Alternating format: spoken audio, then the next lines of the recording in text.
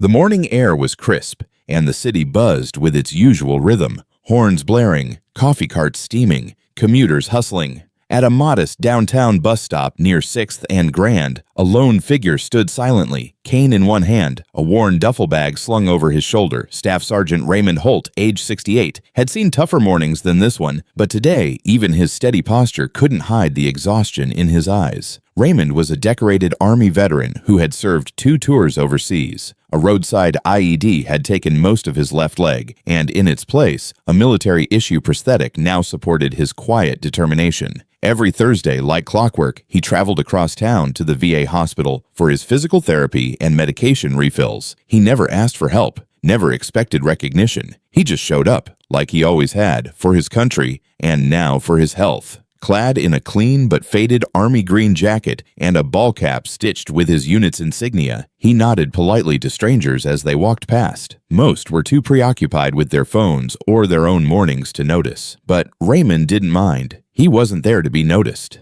As the bus he was waiting for finally approached, Raymond straightened slightly and took a careful step forward. He adjusted the strap on his duffel and prepared to board, just as he'd done dozens of times before. The routine felt familiar, reassuring even, but what happened next would turn this quiet Thursday into a citywide moment of reckoning, because one man's silent strength was about to be met with stunning disrespect and an unforgettable show of solidarity. The bus came to a grinding halt, hissing as it settled against the curb. Passengers shifted inside, making room for more to board. Raymond took a steady breath, tightened his grip on the cane, and stepped forward with a slight limp. But before he could reach the door, the bus driver, a middle-aged man wearing sunglasses and frustration like a uniform, held up a hand through the glass. With a dismissive shake of his head, he pressed a button. The doors stayed shut. Raymond paused, confused. Then he tapped lightly on the door, offering a courteous nod. The driver leaned toward the glass and mouthed something Raymond couldn't hear but felt in the pit of his stomach. Finally, the doors creaked open, just barely. "You're gonna slow us down," the driver muttered. "Catch the next one." Raymond blinked. "Sir, I just need to get to the VA. It'll only take a moment." The driver rolled his eyes. "I don't have time for this. Not today." Then, just like that, the doors slammed shut again. Raymond instinctively stepped back, startled. His cane scraped against the concrete as he regained balance. The duffel bag nearly slipped off his shoulder. Behind him, a teenage girl gasped. A middle-aged man nearby shook his head in disbelief. The bus pulled away, kicking up a small gust of wind and diesel fumes in its wake. Raymond stood motionless for a few seconds, not out of weakness, but out of stunned silence. He had endured war zones, field hospitals, and endless nights of pain. But somehow being turned away from a city bus in his own hometown hit differently, not because of the inconvenience, but because of the utter disregard. What the driver didn't realize was that people were watching,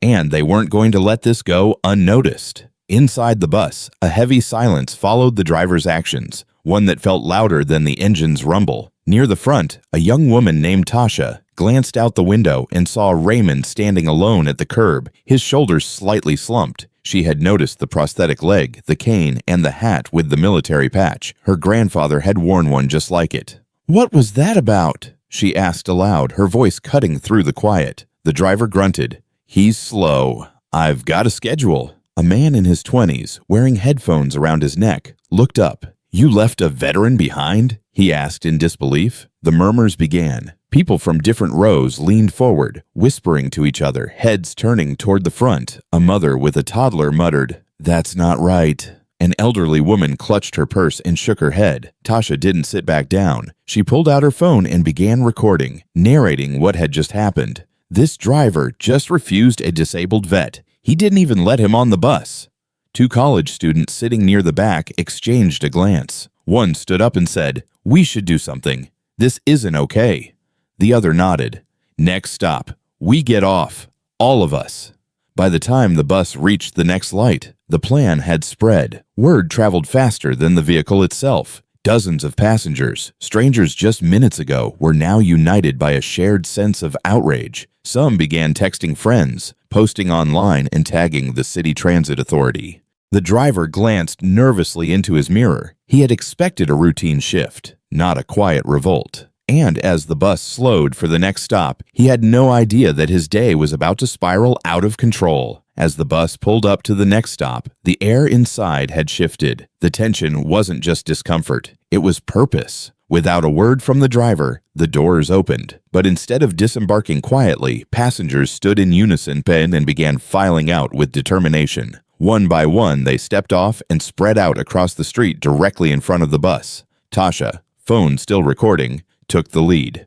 "We're not going anywhere until you go back and pick up that veteran," she said, loud enough for the nearby crowd and passing cars to hear. The college students dropped their backpacks on the pavement, creating a visible barrier. A mother pulled her toddler from the stroller and sat right on the curb, defiant. Cars behind the bus honked in confusion, but no one moved. The road was blocked. Inside the bus, the driver stared in disbelief. "What are you people doing? I have a schedule." From the sidewalk, an older man called back. "So did he. A VA appointment he might miss because of you."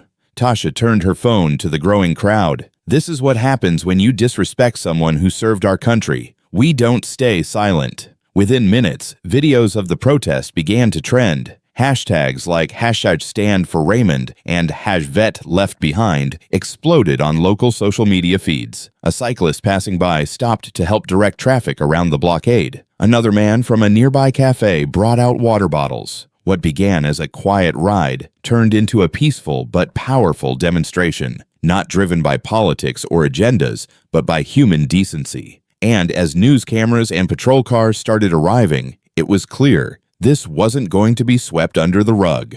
Within 15 minutes, the peaceful protest had drawn serious attention. A pair of city transit supervisors arrived, escorted by police officers, not to break up the protest, but to understand it. Tasha showed them the video on her phone. Others stepped forward with witness accounts. No one yelled, no one cursed, but their unity spoke louder than any siren. Meanwhile, a city official who had seen the incident trending online made a quick call to personally locate Staff Sergeant Raymond Holt. Not long after, a black city SUV pulled up to the original bus stop. A woman in a blazer stepped out, introduced herself as Deputy Director of Transit, and opened the door for Raymond. "I'm so sorry, sir," she said, her voice sincere. "We're taking you to your appointment, and we owe you much more than that." Back at the protest site, the driver was instructed to step off the bus and hand over his badge, placed on administrative leave, pending investigation. When Raymond arrived at the scene in the city vehicle, the crowd broke into spontaneous applause. Some clapped, others wiped tears. And in the middle of it all, Raymond, still clutching his duffel, gave a small wave, humbled by the outpouring. "I didn't expect any of this," he said quietly, "but thank you for seeing me."